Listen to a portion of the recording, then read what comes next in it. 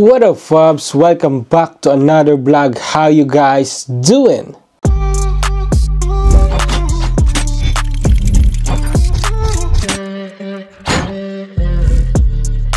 Another day here in Germany. Napakatahimik, napakalamig, napakasarap sa feeling ng sariwang hangin. Ngayon pag-uusapan natin guys, gaano ba katagal ang naging proseso bago ako nakalipad, bago ako nakapunta dito sa Germany. Kung meron kayong pasensya, habaan nyo, sobrang habaan nyo ang inyong pasensya. Kasi we're talking about patience pa more. Well, ganito yung guys. First step, nag-aaral ako ng German language, which is 6 months. From A1, 1 month, then A2, 2 months, then B1, I think 3 months yun. Ganon. So, yung pinaka-maximum yan, 6 months.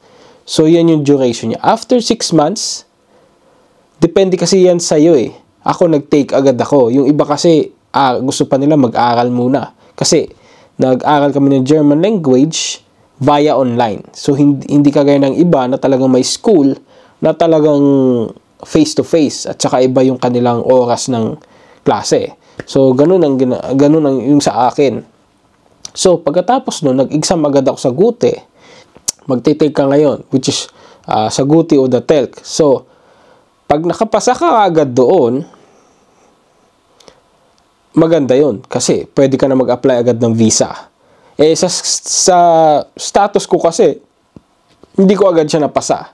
So, tumagal din ako doon sa pag-take ng exam. Kasi nahirapan ako sa reading part.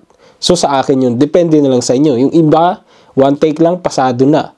So, hindi na magagastos, hindi ka na maghihintay ng matagal. So, yun yung nangyari sa akin. So, matagal. Tapos, nagpahinga din ako ng ilang buwan. Kasi nga, gusto ko sana buwan-buwan. Kasi ang exam pala guys ay once a month lang. So, pag bumagsak ka nun, appointment ka ulit, sunod na buwan. So, matagal talaga. Kaya nga habaan yung pasensya nyo. Tapos ngayon, di ba? Nag-exam ako ng October, nag-exam ako ng September, October, November, December, January, February, March, April, May, June, July ako nakapasa. So, inabot ako ng 1 taon at 1 buwan doon sa proseso ng pag-exam ko lang. So, sa akin yun. Yun yung pinagdaanan ko. Kaya siya tumagal. Tapos, nung July, nakapasa ako. Appointment naman ako sa embassy. Kaya lang, pag nag-appointment ka sa embassy, halimbawa, ngayong buwan ng February, ang available niyan ay March na o kaya April na. So, yun yung tagal nun. Then, pagka-visa, ito nangyari din sa akin. Pagka-visa, meron akong pending na document. Meron kasi yung health insurance ko, hindi nila nagustuhan. So, na-pending yun. Kahit na sinubmit mo na siya agad kinabukasan, ilalagay ka nila sa pending. Tumagal yung visa ko ng 1 month and 2 weeks. So, dagdag na naman yun sa tagal, di ba?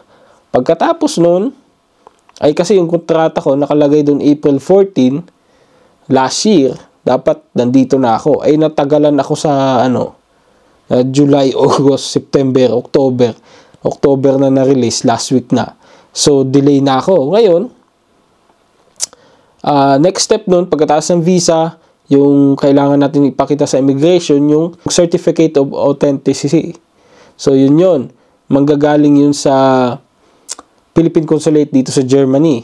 Ngayon, yung unang ginawa sa akin sa Frankfurt. Ang problema kasi doon sa Frankfurt, ang dami na lang hinihingi na hindi naman dapat hingiin na dokumento. So, tumagal. Ngayon, yung tumulong sa akin, may nag-advise sa kanya, ilipat sa Berlin, sa Main. Kasi yung Frankfurt, branch lang yon. So, nilipat ngayon sa Main yung document ko, in 2 weeks na-release siya. So, di ba, ang tagal. Tapos, ngayong February ako nakapunta dito. So, bilangin natin guys nag-take ako ng German language, which is 2023 pa, ng May. So, May, June, July, August, September, October, November, December, January 2024. February, March, April, May o taon. Almost 2 years, guys. Almost 2 years. Kasi February ako dumating dito, March, April, May. 3 buwan na lang. 2 taon din yung tinagal ng proseso ko. Which is, ako din ang may ano nun. Hindi ko naman ibig sabihin na mali ko yun. Pero yun yung naging duration ko kasi natagalan talaga ako sa pag-exam.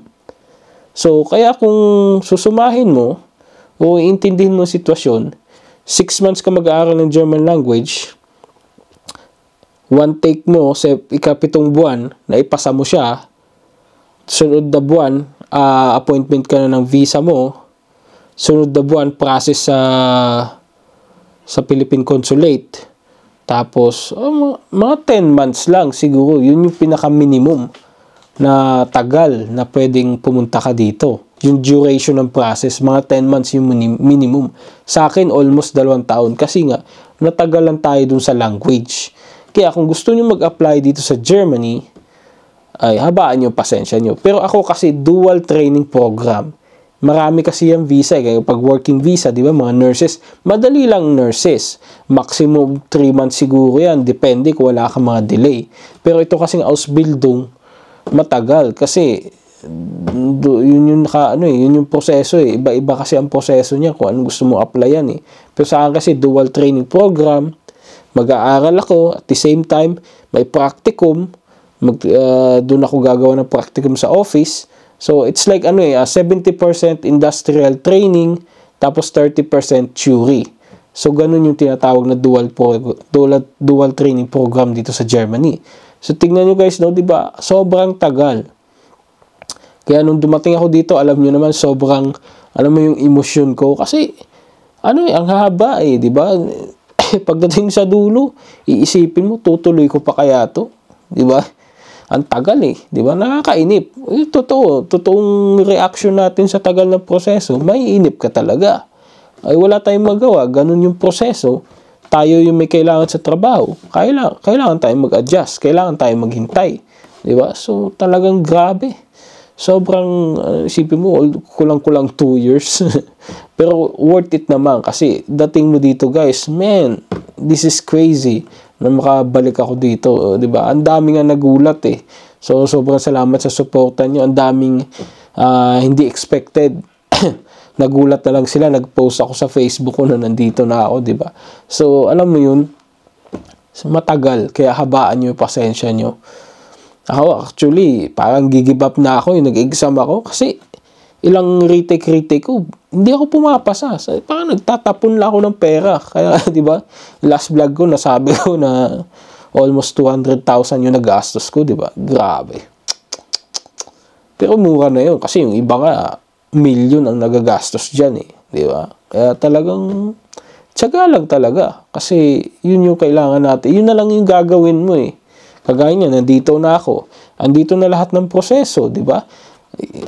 Ano ko na lang, iko-comply ko na lang. So, yun lang yung, parang yun yung pinakatrabaho mo, maghintay. Di ba? Yun lang yung gagawin mo. Maghintay ka lang dyan. Lahat yan matatapos din sa tamang oras. So, kaya ganun katagal siya kasi ako sa exam. Doon ako tumagal. So, depende yan sa atin.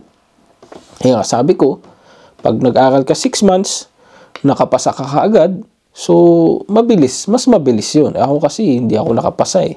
So, nakailang retake ako. Doon ako tumagal sa part na yun, sa pag-retake para maipasa mo. Kasi kailangan kumpleto yung 4 na kategory na yun eh. Hindi ka mabibigyan sa German Embassy sa Pilipinas ng visa pag hindi yun kumpleto. Kasi yun yung number 1 na requirement. Pasado ka dapat. Kaya doon ako natagalan. Pero anyway, lahat yun, napagtagumpayan ko. From now on, ngayon pa lang talaga nagsisimula ang tunay na buhay dito. Hindi madali. Experience ko yan. Diba? Ang dami mong adjustment na gagawin. Gayon pa man, andito na tayo. So, step by step, kailangan lang natin alamin yung mga tamang diskarte kung paano mo maigagawa sa tama yung mga bagay-bagay.